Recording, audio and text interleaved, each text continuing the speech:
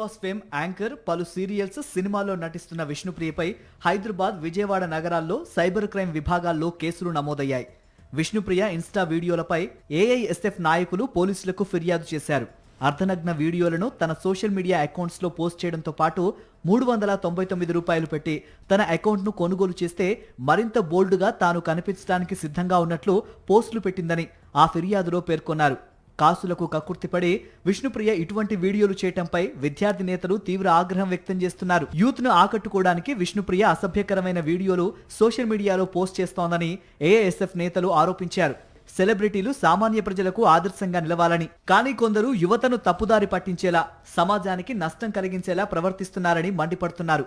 విష్ణుప్రియ ఇప్పటికే గ్లామర్ ప్రపంచంలో అందరికీ తెలిసిన వ్యక్తి అయినా అసభ్యకరమైన, అశ్లీలమైన ఫోటోలు, వీడియోలు సోషల్ మీడియాలో అమ్ముకునే స్థాయికి దిగజారటం దురదృష్టకరమని అన్నారు. పోలీసులు వెంటనే విష్ణుప్రియ ఇన్స్టాగ్రామ్ అకౌంట్ ని బ్లాక్ చేయాలని, ఆమెపై క్రిమినల్ కేసు నమోదు చేయాలని డిమాండ్ చేస్తున్నారు. టీవీ షోలతో ఫేమస్ అయిన విష్ణుప్రియ మంచి యాంకర్ గా కూడా పాపులారిటీ సంపాదించారు. కొన్ని వెబ్ సిరీస్లు, సినిమాలు నటించారు. తనకున్న పాపులారిటీతో మరింతగా పేరు తెచ్చుకోవాలనే కాంక్షతో తన గ్లామర్ ఫోటోస్, డాన్స్ వీడియోలను సోషల్ మీడియాలో అకౌంట్స్ లో అప్లోడ్ చేస్తున్నారు. తన బోల్డ్ లుక్స్ తో ఇటీవల సోషల్ మీడియాలో బాగా ట్రెండ్ అయ్యారు. సబ్స్క్రైబర్స్ సంఖ్య బాగా పెరగడంతో బోల్డ్ కాంటెంట్ ను అందిస్తున్నందుకు ₹399 ఛార్జ్ చేస్తున్నారు. దీంతో సోషల్ మీడియాలో ఈ సబ్స్క్రిప్షన్ అంశం హాట్ టాపిక్ గా మారింది. సామాన్యులు సెలబ్రిటీలుగా మారితే సమాజం వారిని నిత్యం గమనిస్తూ ఉంటుంది. గ్లామర్ ఫీల్డ్ లో ఉన్న వాళ్లకు పబ్లిక్ మరింతగా ఫాలో అవుతారు. ఇప్పుడు కాసులకు కక్కుర్తిపడి సోషల్ మీడియాలో అదే గ్లామర్ ను వల్గారిటీగా మార్చడమే వివాదమవుతోంది.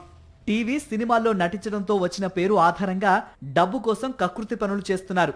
ఈ తరహా పనులు వారికి, సమాజానికి కూడా మంచిది కాదని సామాజికవేత్తలు హితవు పలుకుతున్నారు.